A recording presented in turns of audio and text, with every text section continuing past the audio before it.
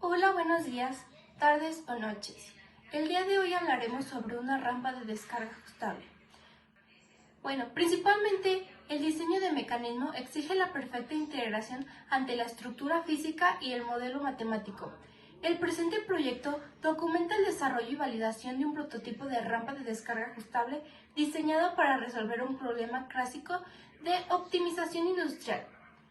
Esto nos ayuda a maximizar la velocidad de traslado de una carga por gravedad sin comprometer su integridad por un impacto violento. El núcleo de este trabajo es la aplicación del cálculo diferencial para el control físico del sistema. Tras determinar empíricamente el coeficiente de fricción de los materiales, se construyó una función matemática que relaciona el tiempo de descenso con el ángulo de inclinación de la rampa mediante el uso de la primera y segunda derivada. Se identificó el punto crítico del sistema para predecir analíticamente el ángulo óptimo que analiza el tiempo recorrido. Para validar este modelo teórico, el diseño mecánico cuenta con un sistema articulado que permite ajustar y medir la inclinación con precisión. El mecanismo es sometido a pruebas bajo tres condiciones operativas: ángulo, subóptimo, óptimo calculado y sobreóptimo. Vamos a partir siempre de nuestra fórmula dada en el documento, en las especificaciones, que nos dice que el tiempo en función del ángulo que tarda el objeto en recorrer la rampa va a ser dada por la raíz de 2 veces la distancia de nuestra rampa dividida entre la gravedad por el seno del ángulo menos el coeficiente de fricción multiplicado por el coseno del ángulo. Y nos queda la primera derivada. Después de ahí nos queda hacer los puntos críticos, que es igualar mi derivada a 0. Una vez despejando, nos quedó que para encontrar el ángulo óptimo vamos a tener que es la tangente inversa de menos 1 sobre nuestro coeficiente de fricción. Entonces, ya teniendo esto de hallar el ángulo óptimo, vamos a aplicar la segunda derivada para hallar si es positivo o negativo mi resultado o 0. Ahora, para aplicar la segunda derivada usamos la derivada de multiplicación, que nos dice que la derivada de A por B más la derivada de B por A, que es justamente lo que tenemos por aquí. Todo esto. La derivada final, que es la constante por la derivada de toda la función, y esta sería nuestra segunda derivada. Después vamos a hallar el ángulo y vamos a sustituirlo en esta segunda derivada para ver si cumple. ¿De dónde vienen todas estas fórmulas que utilizamos el día de hoy? Segunda ley de Newton, la clásica, que dice que la fuerza es igual a la masa por la aceleración. En este caso, nosotros tomaremos la fuerza como peso, porque pues solo está ejerciendo una aceleración que es la gravedad. Entonces quedaría como peso es igual a masa por gravedad. Pero en este caso en específico, la gravedad tiene una inclinación y a su vez tiene una fricción que le impide seguir de la forma tradicional, que es hacia abajo en línea recta. Entonces, para calcular el peso, como en ese ángulo tenemos que peso es igual a la masa por la gravedad por el seno del ángulo de elevación con respecto a la horizontal.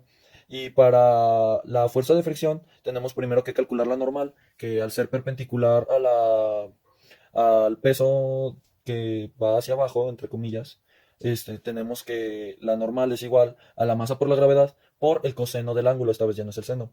Y con la normal podemos sacar que la fuerza de fricción es igual al coeficiente de fricción por la normal. Que entonces, sustituyendo esa última fórmula, queda como que la fuerza de fricción es igual al coeficiente de fricción por la masa, por la gravedad, por el coseno del ángulo. Entonces, la fórmula queda como que la fuerza es igual a la masa de la gravedad por el seno del ángulo menos el coeficiente de fricción por la masa por la gravedad por el coseno del ángulo. Esto es ya que se suman, bueno, se resta en este caso porque van hacia lugares distintos, pero así quedaría la suma de todas las fuerzas. Y entonces esta última, sustituyendo la fuerza la sustituimos como masa por aceleración, y las otras dos, como ya los he mencionado, quedaría como que la masa por la aceleración total queda como masa por gravedad por el seno del ángulo menos el coeficiente de fricción por el coseno del ángulo, ya que sería como sacando hasta cierto punto como factor común, que es la masa por la gravedad. Pero de los dos lados hay masa multiplicando, entonces esta se puede simplemente cancelar y queda como que la aceleración es igual a la gravedad por el seno del ángulo menos el coeficiente de fricción por el coseno del ángulo. Ahora, tenemos que irnos a otro tema aparte que a la vez va de la mano, que es el movimiento rectilíneo uniformemente acelerado. En este sabemos que por fórmulas que la longitud es igual a un medio de la aceleración por tiempo al cuadrado, que despejándolo quedaría como que el tiempo es igual a la raíz cuadrada de 2 veces la longitud entre la aceleración. Y esto, sustituyendo la aceleración por el valor que vimos hace ratito, quedaría como que el tiempo es igual a la raíz cuadrada de 2 veces la longitud entre la gravedad por el seno del ángulo menos el coeficiente de fricción por el coseno del ángulo.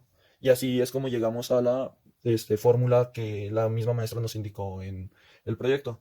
Ya para el coeficiente de fricción simplemente es ir midiendo la caja y la superficie, y en el ángulo en el que se empiecen a deslizar, ahí tenemos que sacar la tangente de ahí. Ahora, el por qué derivar. Se tiene que derivar esto para ver cómo qué tan rápido o no cambia el tiempo, o sea, cambia una variable en comparación a otra, ya que si, por ejemplo, a lo mejor puede acelerar mucho o no tanto a la hora de inclinar más o bajar la inclinación de la plataforma. ¿Y por qué igualar a cero? Porque el cero nos sirve mucho como punto de comparación, ya que si, por ejemplo, si aumentamos el ángulo y a su vez la derivada es mayor a cero, entonces, o sea, sustituyendo la derivada es mayor a cero, significa que también aumentó el tiempo, lo cual es lo opuesto a lo que buscamos en este caso. Nosotros buscaríamos que fuera menor a cero. Y si se mantuviera en cero, significaría que quedaría exactamente igual y no afectaría.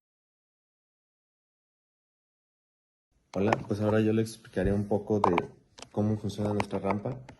Pues nuestra idea principal era básicamente usar un sistema de poleas que la levantara, o tal vez un sistema con jeringas hidráulico, pero decidimos irnos por un diseño más rudimentario.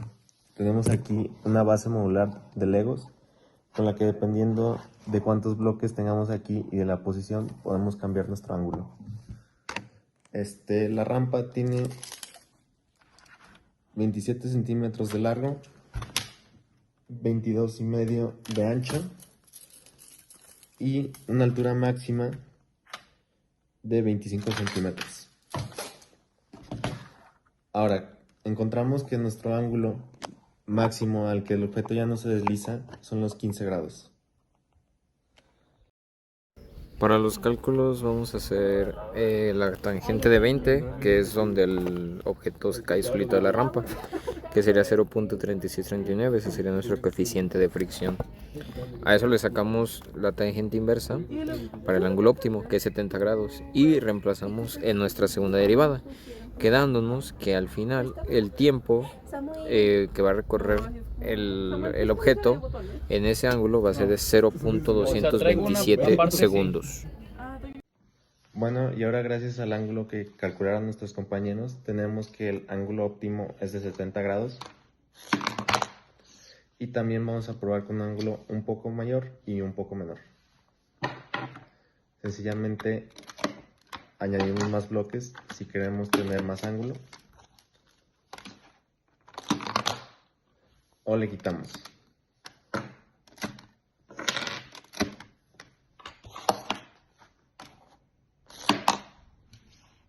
También cabe mencionar que esta plasta que tenemos aquí en nuestro objeto es para tener una estimación de la cantidad de fuerza que se está ejerciendo al bajar la rampa.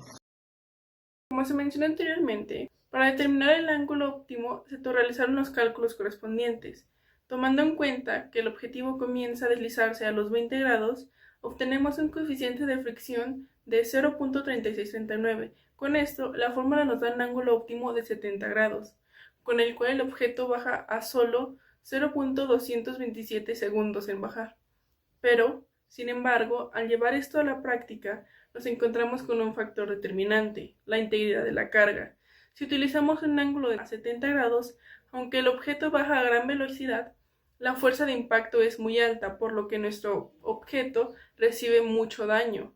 En cambio, si el ángulo es de 45 grados, resulta ser el más óptimo ya en la práctica, ya que permite que la carga baje a una excelente velocidad sin sufrir ningún tipo de daño. En conclusión, aunque la teoría nos indique que el ángulo más óptimo es de 70 grados, ya que es el ángulo más rápido, nosotros elegimos el de 45 como el ángulo óptimo, asegurando un equilibrio perfecto entre eficiencia y la protección de la carga para que ésta no sufra daño.